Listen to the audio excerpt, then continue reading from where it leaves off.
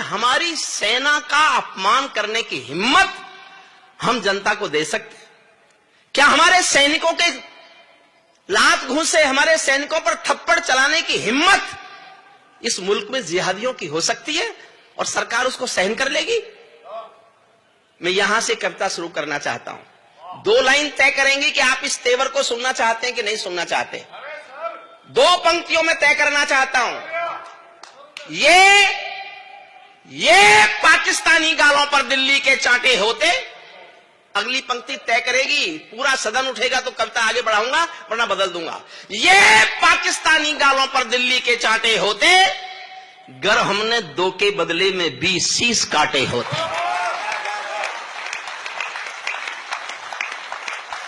बहुत अच्छे भाई। हमारे सैनिकों का सर काटा गया और हम बातचीत करते रहे। मैंने प्रवीण से पूछा, मेरा छोटा भाई है लेकिन मेधा और प्रज्ञा में मैंने कई बार उसको अपने से बड़ा पाया है। मैंने प्रवीण से पूछा, प्रवीण हमारे सैनिकों का सर काट के पाकिस्तान ने क्या किया होगा? बड़ा जवाब दिया आपके इस बेटे ने। तालियां प्रवीण शुक्ल के नाम पर उठाना। प्रवीण ने कहा, भाई साहब उसकी फौज कायर है। दुनिया में पहला उदाहरण है, बांग्लादेश के बनने के समय 91,000 फौजियों ने हथियार डाल दिए थे। इससे बड़ी कायर फौज दुनिया में कोई हो सकती है? उसकी फौज आज भी कायर है। वो शायद अपनी कायर फौज को दिखाना चाहता होगा कि बहादुर हिंदुस्तानी फौजी बेटे का सर होता कैसा है, जो कट तो सकता है, कभी झुक नहीं सकता। क्या बात है सर, वाह। 10 सेकंड और मांगता हूं। क्यों किया मैंने इतना गुस्सा? एक पिंजरे में पालतू तोता था किसी के पास। एक दिन मालिक ने तोते का खाना रखा और तोते से कहा कि मैं तेरा शाम तक का खाना रख के जा रहा हूं, मैं पड़ोसी गांव जा रहा हूं, तू खाना खा लेना। तोता बोलो, मालिक उस गांव में तो मेरे गुरु रहते हैं। मालिक बोला, तो क्या मैं क्या करूं? बोले, मेरे गुरु मिल जाए तो उनको मेरी राम राम तो बोल दोगे? मालिक ने कहा, मिल जाएगा तो बोल दूंगा। मालिक पड़ोसी गांव गया और जाके उसने पूछा, इस गांव में कोई मेरे पिंजरे के पालतू तोते का गुरु रहता है?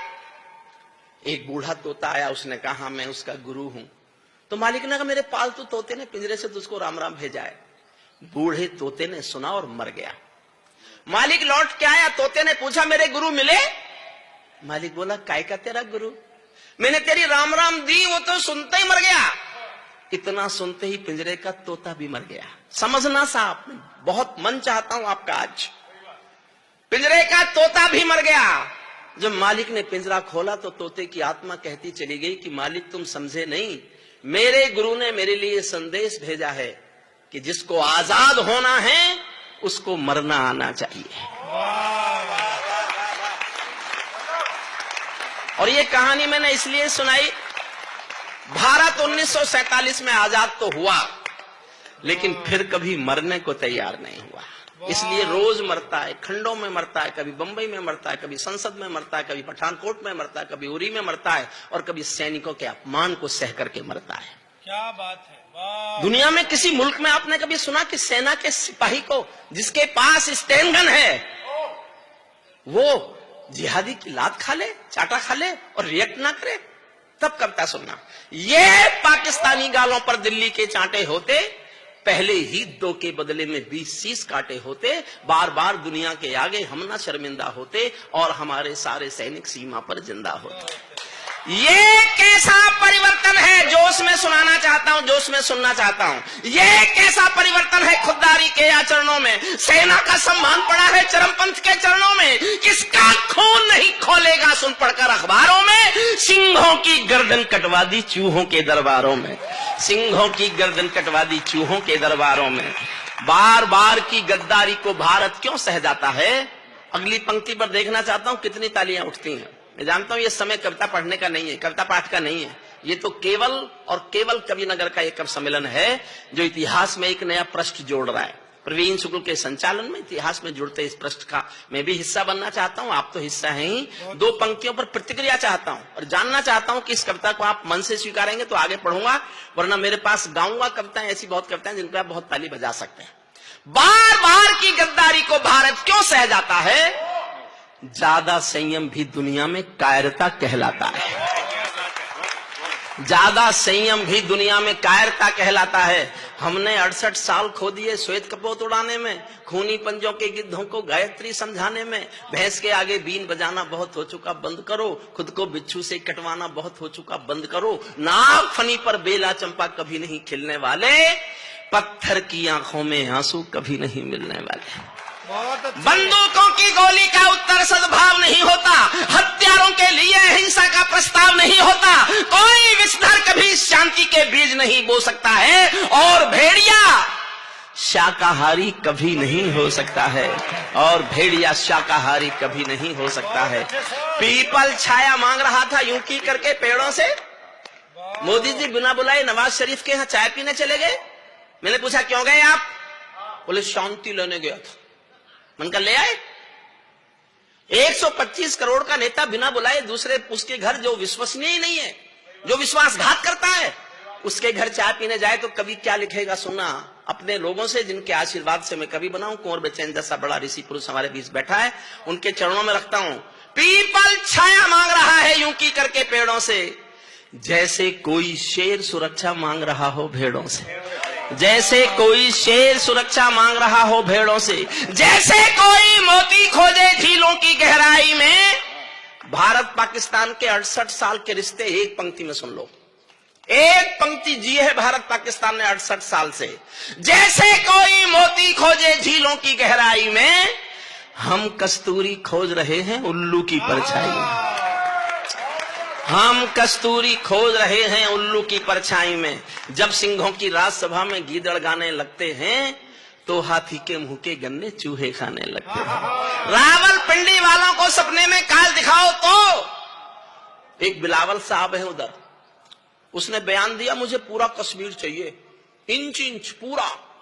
हमारे नेता नाराज हो गए, पूरा मांग रहा है। मैं नाराज नहीं हुआ, मैं खुश हुआ कि भाई चलो इसको देंगे पूरा, पहले ले तो लें पूरा।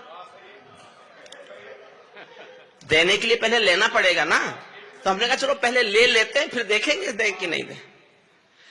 लेकिन मैंने जवाब दिया, गाजियाबाद के लोगों की तरफ से जवाब दिया कि बिलावल तुझे हमसे कश्मीर चाहिए। देखिए दाद इतनी मत दीजिए, थोड़ा कम कर लीजिए इसको। एक मिनट, ये छोटा हमारा भाई बैठा है, ये बहुत अच्छा सुन रहा है। बस भाई एक हमारी विनती मान ले, खूब ताली बजा, मुंह से आवाज मत निकाल, है ना। कोई नहीं, कोई नहीं, बाकी दूसरों को डिस्टर्ब। बहुत अच्छा सुन रहे हो आप, और आपकी आस्था ऐसा है, काजल आंखों में लगाओ। बस मुंह से, हाथ से जितनी ताली बजानी है, जमीन में छेद कर दे तू 3 फुट नीचे हाथ मार मार के, बस मुंह से मत बोल, है ना। इसीलिए तो कह रहा हूँ मजा ज्यादा। बहुत आनंद की बात कहने जा रहा हूँ सुनना साहब। उसने हमसे मांगा कश्मीर, और पूरा कश्मीर मांग लिया।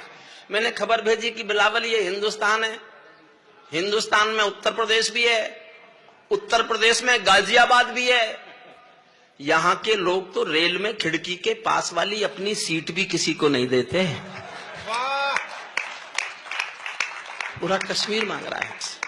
रावलपिंडी वालों को सपने में काल दिखाओ तो, भारत माता की आंखों के डोरे लाल दिखाओ तो, और देखना चाहता हूं आपका जोश।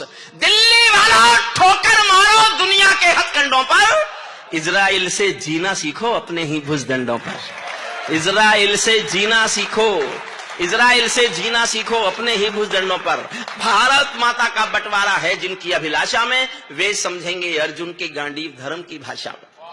मैं 39 साल कानून का टीचर रहा हूं, कानून पढ़ाया मैंने 39 साल यूनिवर्सिटी में, लेकिन मैं ये भाषा आज तक नहीं बोला जो आज बोल रहा हूं गाजियाबाद में। आज शाम को 6 बजे से 7 बजे तक न्यूज नेशन ने मेरी इस कविता को टेलीकास्ट किया कश्मीर के संदर्भ में। आधे चैनल, आधे स्क्रीन पर कश्मीर की वो घटना थी जिसमें वो हमारे सिपाहियों को, हमारे सैनिकों को लात मार रहे थे, और आधी तरफ मेरी कविता सुनाई जा रही थी। वो हिस्सा सुनाता हूं मैं आपको।